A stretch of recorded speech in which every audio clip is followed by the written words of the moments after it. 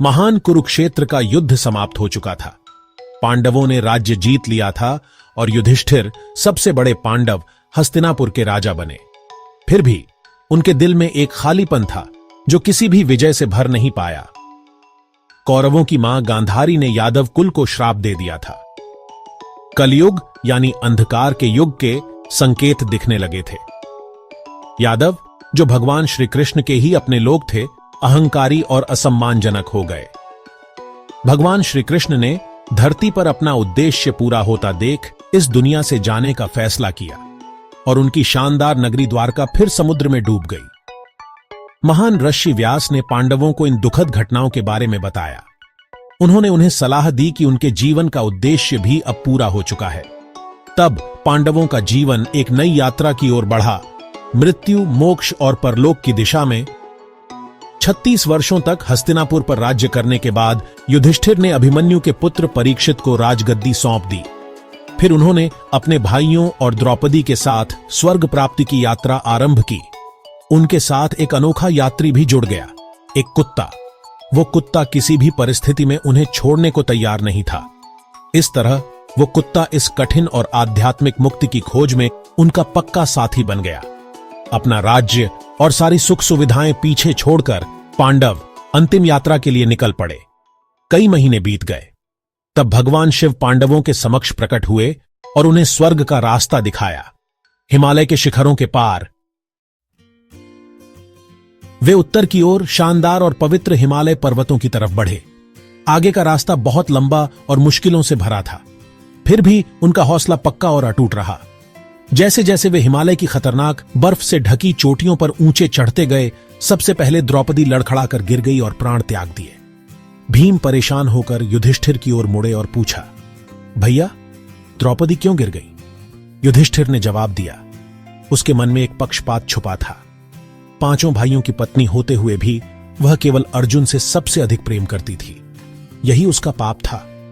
कुछ आगे चलने पर सहदेव गिर पड़े।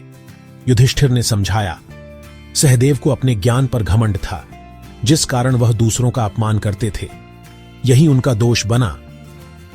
फिर नकुल गिर पड़े। तब युधिष्ठिर बोले, नकुल को अपने रूप रंग पर बहुत अभिमान था। इस अभिमान ने उन्हें स्वर्ग से दूर कर दिया। थोड़ी दूरी पर अर्जुन भी गिर पड़े। भय और दुख से भरे भीम ने फिर पूछा, अर्जुन तो श्री कृष्ण के प्रिय थे, फिर क्यों? युधिष्ठिर बोले, कभी कभी शक्ति भी अभिमान बन जाती है। अर्जुन सोचने लगे थे कि वह अकेले ही युद्ध जीत सकते हैं। यह अहंकार उनके पतन का कारण बना। अब केवल युधिष्ठिर और भीम बचे थे। पर तभी अचानक भीम भी गिर पड़े और मृत्यु से पहले भीम ने पूछा, भैया, मैंने क्या अपराध किया? युधिष्ठिर बोले, तुम्हें भोजन का अत्यधिक लोभ था। तुमने कभी नहीं सोचा कि जो खा रहे हो वह किसी और का हक हो सकता है। तुम्हारे इस अत्यधिक भक्षण से कई लोग भूखे रहे। यही पाप तुम्हारे अंत का कारण बना। अब सिर्फ युधिष्ठिर और वह वफादार कुत्ता ही बचे थे। युधिष्ठिर अकेले चलते रहे। द्रौपदी और भाइयों को खोने के गम से उनका दिल भारी था।